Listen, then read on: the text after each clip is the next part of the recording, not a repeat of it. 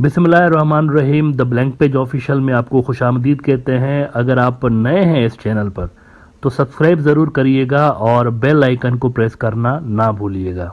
मित्रों, आज से अगर आप 4-5 साल पहले की दुनिया देखें और आज की दुनिया देखें तो आपको उसमें ज़मीन आसमान का फ़र्क नज़र आता है। अमेरिका की जो पॉलिसीज़ थी आज से 5-6 साल पहले, वो और आज की जो उनकी पॉलिसीज़ हैं वो बिल्कुल मुख्तलिफ हैं एक दूसरे से। इसकी वजह यह है कि अमेरिकन 20 साल से लेकर सो कॉल्ड इस्लामिक रेडिकलाइजेशन और वॉर अगेंस्ट टेरर में मसरूफ़ थे। उसके ख़िलाफ़ उन्होंने अलम उठा रखा था और उसके ख़िलाफ़ वो लड़ रहे होते थे और इसी के ख़िलाफ़ उन्होंने फ़ौजी चढ़ाइयाँ कर रखी थी अफ़गानिस्तान में और मिडल ईस्ट के अंदर। तो वो सेक्युलर फोर्सेस को ज़्यादा सपोर्ट करते रहते थे इस अरसे के दौरान। लेकिन आज की जो उनकी पॉलिसीज़ हैं वो बिल्कुल मुख्तलिफ है, क्योंकि आज वॉर ऑन टेरर नाम की चीज़ आपको वेस्टर्न मीडिया के अंदर शायद ही कहीं सुनने को मिले। अब ये टर्म जो है ना, यही इररेलेवेंट किस्म का हो गया है और वेस्ट में कोई भी इस पे बात नहीं करता। ऑफ कोर्स इंडिया के अंदर आपको इस्लामिक रेडिकलाइजेशन और ये चीज़ें मीडिया में नज़र आती हैं। इसकी वजह असल में उनकी रूलिंग पार्टी है। बीजेपी का वोट बैंक बंधा हुआ है इस नैरेटिव के साथ, तो वो इसको गिव अप नहीं करेंगे। वो तो इससे पहले भी इस नैरेटिव को उठाते रहते थे बीजेपी वाले, अमेरिका से भी पहले।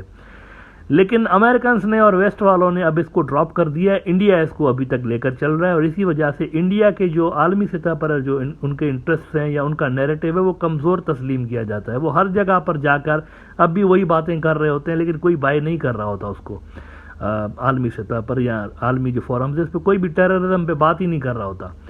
अब जो अमेरिकन्स का है वो चाइना है कि कंटेनमेंट ऑफ चाइना करना है। बांग्लादेश के अंदर अगर आप देखें, अमेरिका की पॉलिसी में थोड़ी सी शिफ्ट नज़र आई है। वो शिफ्ट यूं नज़र आई है कि पिछले जो 2 इलेक्शंस थे बांग्लादेश के, कंट्रोवर्शियल इलेक्शंस थे, लेकिन उसके बावजूद भी आप देखें कि कंट्रोवर्शियल इलेक्शंस के बावजूद भी अमेरिकन्स ने इसको रिकॉग्नाइज कर लिया था at the end of the day.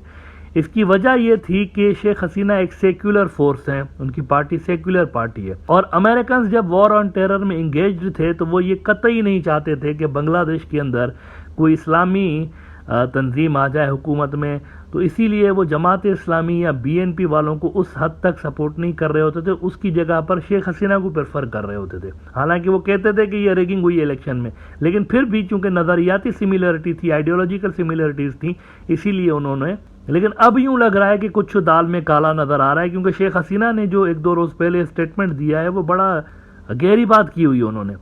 वो कहती हैं कि आइंदा जो भी मुल्क हमारे ऊपर सैंक्शंस लगाएगा ना, तो उससे हम कोई भी चीज़ परचेज नहीं करेंगे, यानी कि कारोबार उनके साथ करना बंद कर देंगे। Now this is very serious.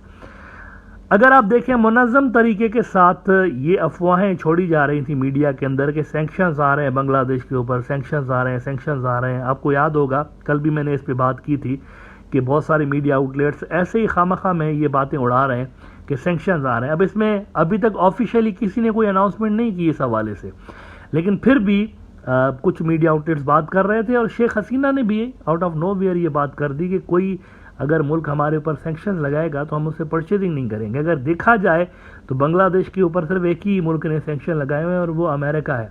तो क्या वो अमेरिका को इशारा दे रही थी? और वो भी बाय द वे एक ही सैंक्शंस लगाए हुए हैं अरब फोर्स के ऊपर। तो ये उन्होंने क्यों कहा है शेख हसीना साहिबा ने? मेरे ख्याल से ये इलेक्शन से जुड़ा हुआ मुद्दा है और वो शायद अमेरिका को ये बता रही हैं कि हमारे इलेक्शन से आप दूर रहिएगा, ये हमारा इंटरनल मसला है। अगर आप इसमें कुछ ज़्यादा गड़बड़ करने की कोशिश करेंगे तो हम डाउनग्रेड करने पर भी टाइम सोच सकते हैं। मेरे ख्याल से ये वील्ड इशारा दिया गया है उनको। एक होता है ना, अच्छे से रैपर के अंदर आप एक बुरी टॉफ़ी दे दें किसी को, मतलब गंदा उसका टेस्ट हो, खट्टी सी टॉफ़ी, और एक रैपर बड़ा प्यारा सा हो, तो प्यारे से रैपर में खट्टे किस्म की धमकी मेरे ख्याल से अमेरिका को वो दे रही है। न्यू एज बांग्लादेश ने रिपोर्ट किया है कि is Bangladesh getting entangled in game? The Prime Minister's statement that Bangladesh will not purchase anything from countries that would impose sanctions took many by surprise because no Western country has yet so done. The only sanctions imposed by the West on Bangladesh so far have been those by the United States on the Rapid Action Battalion and senior battalion and police officials for serious human rights violations. और ये वाला जो इसका हिस्सा है ना report का, वो बड़ा इंटरेस्टिंग है। वो कहते हैं कि the prime ministers statement suggests that she would perhaps ignore the US wastes call for a free and fair election and hold it her way, and therefore apprehensive of their economic sanctions.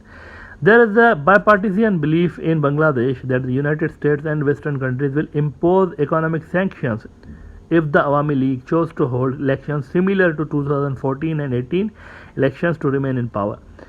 अब ये जोड़ रहे हैं इस बयान को elections के साथ, और मुझे भी पर्सनली यही लग रहा है कि अगर वो सैंक्शंस की बात बैठे बैठाए तो नहीं कर रही होंगी ना। मेरे ख्याल से वो जानती हैं कि अमेरिका के पास सिर्फ एक ही ऑप्शन है बांग्लादेश के खिलाफ खेलने के लिए, और वो सैंक्शंस ही है। और वेस्टर्न कंट्रीज़ जो हैं वो सैंक्शंस ही लगा सकते हैं ना, इससे ज़्यादा वो क्या कर सकते हैं। तो वो शायद पहले से ही उनको बता रही हैं कि खैर है, अगर सैंक्शंस लगाएंगे ना तो हम रेडी हैं उसके लिए भी। अब ये मेरे ख्याल से वेस्ट वालों को इलेक्शन से पहले ही सॉफ्ट सिग्नल दे दिया है उन्होंने कि आप जिस तरह चाहते हैं वैसे इलेक्शन हम नहीं कराएंगे, हमारी मर्जी है, इंटरनल मैटर है, हम जैसे भी करें। लेकिन देखें, कहने को तो ये बातें आसान है ना कि हमारी मर्जी है, हम ट्रेड नहीं करेंगे और ये सारा कुछ, लेकिन ये याद रखें कि वेस्ट जो है ना, अमेरिका और उसके इत्तेहादी बांग्लादेश के जो टॉप के एक्सपोर्ट पार्टनर्स जहाँ से डॉलर्स आपको मिल रहे होते हैं, उनमें से एक हैं।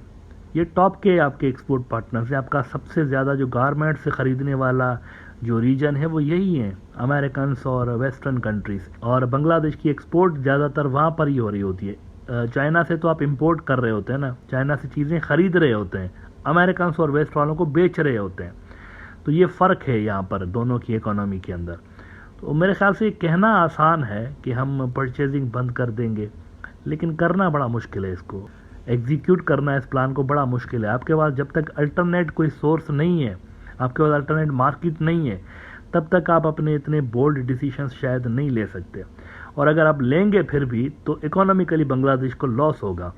मेरे ख्याल से पॉलिटिक्स को ट्रेड से अलग करके देखना चाहिए और पॉलिटिक्स और ट्रेड को गड़बड़ नहीं कर देना चाहिए। इसका नुकसान फिर नेशनल लेवल पर होता है, बांग्लादेश को नुकसान होगा इसका। नाउ क्या अमेरिकन इस नैरेटिव सुनने के बाद अपने डिज़ाइन से पीछे हट जाएंगे? मेरा नहीं ख्याल, क्योंकि वो बड़ा सीरियसली यहाँ पर एक्टिवली इंगेज्ड हैं।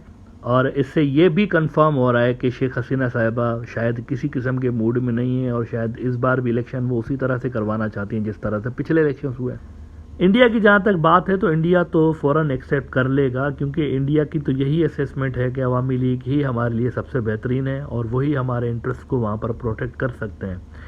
लेकिन वेस्ट का देखना बड़ा इंटरेस्टिंग होगा, और चाइना का रिस्पांस क्या होगा वो भी बड़ा इंटरेस्टिंग होगा। मेरे ख्याल से चाइना न्यूट्रल रहेगा। और इसी तरह से म्यांमार के अंदर भी जो कुछ हुआ तो डायरेक्टली चाइनीज़ इन्वॉल्वमेंट नहीं कर रहे थे कि इसको सपोर्ट करते हैं उसको करते हैं, ऐसा नहीं कर रहे थे। तो उनकी स्ट्रेटजी कम्प्लीटली डिफरेंट नज़र आती है पॉलिटिकल हवालों से, और अमेरिकन्स की कम्प्लीटली डिफरेंट नज़र आती है वेस्ट वालों की।